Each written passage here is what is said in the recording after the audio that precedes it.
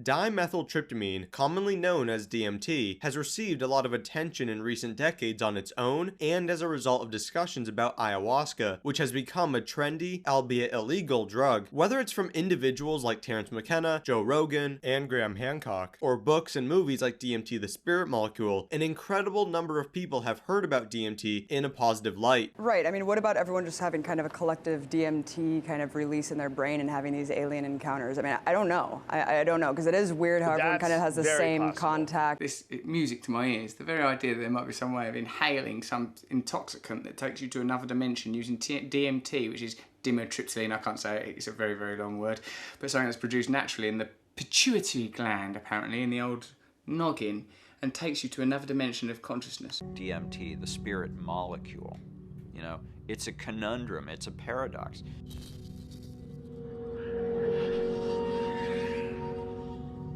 Amazing that we have a molecule in our brain and throughout our body that is the most potent hallucinogen that we know. Why is DMT in our bodies? Why is it in plants, in all sorts of mammals? And what is the role it plays in humans? Between the inhalation and the exhalation, they were then transported into, you know, whatever it is or wherever it is that DMT leads people.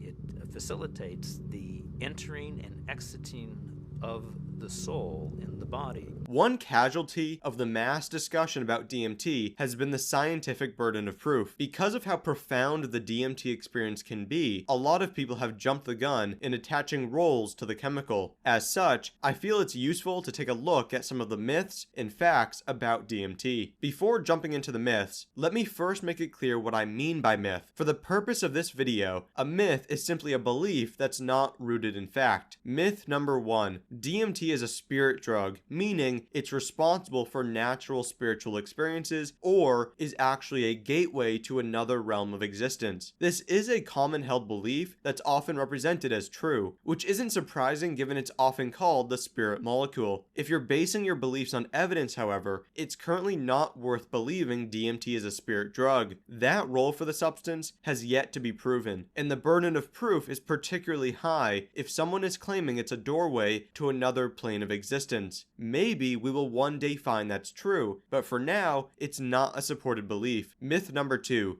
DMT is released at death and is responsible for near-death experiences. Even though some individuals have found similarities between NDE reports and DMT experiences, there's nothing to back up this belief. If someone does have a hallucinatory near-death experience, it seems more likely, based on the limited research we have, that multiple factors play a role rather than a single drug like DMT. And, again, even if DMT is responsible, it's far too early to make that claim. Myth number 3. DMT is responsible for dreaming. Of the 3 myths, this seems to be the one people most often assert as fact, but, yet again, there's no evidence in this area. An accompanying myth is that DMT is released by the pineal gland, something which has not been proven. No psychological, much less spiritual role has been proven for DMT, though there is interesting research taking place that's beginning to identify potential physiological and psychological actions of endogenous DMT. While some of the popular beliefs about DMT aren't rooted in evidence, DMT is still a remarkably intriguing substance. So, let's look at some of the things that make it fascinating. Fact number 1. DMT is found naturally in the human body, and it may have various roles. While the idea that it's produced by the brain isn't supported by much, DMT seems to at least be produced elsewhere and actively transported into the brain. Through transport into the brain, peripherally produced DMT could still exert effects on the central nervous system. What those effects may be is less clear, but some evidence suggests DMT is taken up by the serotonin transporter and then stored in neuronal vesicles following its uptake by another transporter. If DMT accumulates in that way, it is hypothesized large amounts could be released at certain times, such as to protect the brain from damage when an oxygen deficiency occurs. When DMT is present at smaller concentrations, it may exert other effects. Fact number 2. People have been taking DMT for centuries. Whether it's in the form of snuffs or ayahuasca, DMT has been used for quite a while, and it has a particularly rich history in South America. Ayahuasca, a drink usually made from Psychotria viridis, which contains DMT, and Banisteriopsis caapi, which contains MAOIs, has a history stretching back centuries. And there's evidence of snuffs like Yopo, which is made from Anadenanthera peregrina, being used even further back. Yopo also contains 5-hydroxy-DMT, another psychedelic. Fact number 3. DMT is present in many plants and animals. DMT can be found in relatively high concentrations in hundreds of organisms.